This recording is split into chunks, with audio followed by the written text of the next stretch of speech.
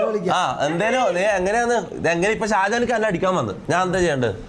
എങ്ങനെ അടിക്കാൻ വന്ന് നീ കുറച്ച് താവ് കുറച്ചും കൂടി ഇതാണ് ഷാജാനിക്ക. അല്ല അങ്ങനെ ആക്കണ്ട, കുറച്ച് പൊങ്ങിക്കോ, അത്രയും കുറവല്ല, കുറച്ച് പൊങ്ങ. ഇത്ര ഇതാണ് ഷാജാനിക്ക. ബാ അടിക്കാൻ വരുന്നത്.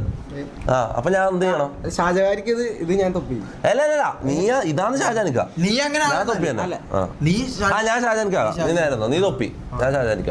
അടിക്കാൻ മുട്ട് മടക്കുന്നു.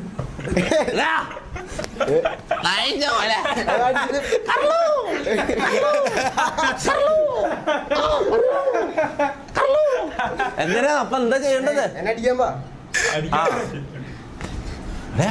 എന്താ നമ്മളടിക്കുമ്പോ ഇങ്ങനെ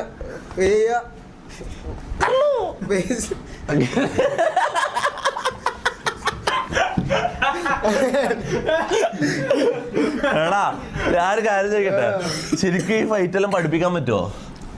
ഇതെല്ലാം നമ്മള് നടക്കണല്ലേ, നമ്മളിപ്പോ ചെയ്യണ അവരെ അടിക്കൊള്ളണ പോലെ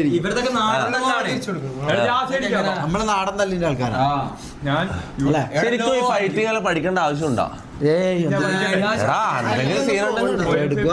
പൊട്ടിച്ചാ പോരെ, എന്തിനാ ഫൈറ്റ് എല്ലാം പഠിക്കുന്നത്? പൊട്ടിച്ചാ പോരെ, അതിന്റെ ആവശ്യമുണ്ടോ? വെറുതെ വേർത്ത് എന്തിനാ കൊറേ കഷ്ടപ്പെട്ട് പഠിക്കുന്നതല്ലോ.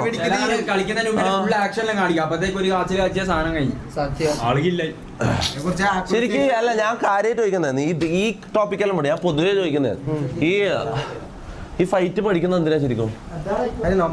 ഫൈറ്റിന്റെ സിറ്റുവേഷൻ ഒഴിവാക്കുന്നല്ലേ ഏറ്റവും നല്ലത്? കോമ്പറ്റീഷൻ ഉപകാരപ്പെടും. ഓക്കെ ഗെയിമില് ഓക്കെ അങ്ങനെ അതിലൊക്കെ, അല്ലാണ്ട് ജീവിതത്തിൽ ആവശ്യമുണ്ടോ? ആക്രമിക്കാൻ വരുന്നുണ്ടെങ്കിൽ ടൂൾ എടുത്താൽ പോരെ. എന്തിനാ ഈ കഷ്ടപ്പാടല്ലേ? ടൂൾ ഇല്ലാത്തവർക്ക് ഇത് ഉപകാരപ്പെടും. അങ്ങനെ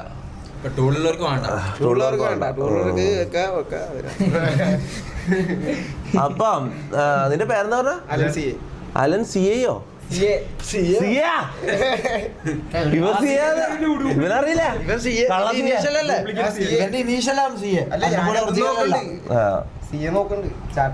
എന്നിട്ട് നിന്റെ ഇത് കാണിക്കും, നിന്റെ കല കാണിക്കും. 5 മിനിറ്റ് ആയി. ഏതാ എല്ലാരും എല്ലിടുന്ന പെട്ടെന്ന് നിന്റെ പെട്ടെന്ന് കാണിച്ചിട്ട് വിട്ടോ മോനെ. ലൈവ് കണ്ടിന്യൂ ചെയ്യണം.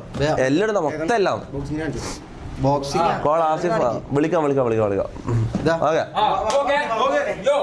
Tomorrow reveal. നാളത്തെ ഗസ്റ്റിന് റിവീൽ ഉണ്ട്. ഇത് കഴിഞ്ഞ് പറഞ്ഞുതരാം. സോറി ഇത് കഴിഞ്ഞ് ഓക്കെ റെഡി.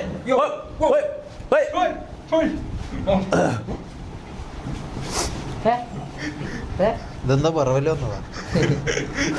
കളിയാക്കല്ലോ.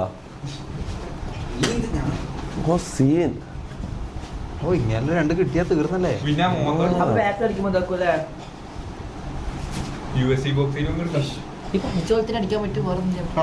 കൊള്ളാം.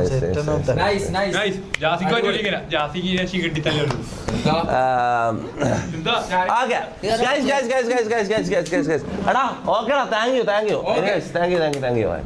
യു ഫോർ ഗിഫ്റ്റ് കൊടുക്കടാ ചക്കനെ. എടാ ഗിഫ്റ്റ് ഒന്ന് വാങ്ങി വെക്കടാ.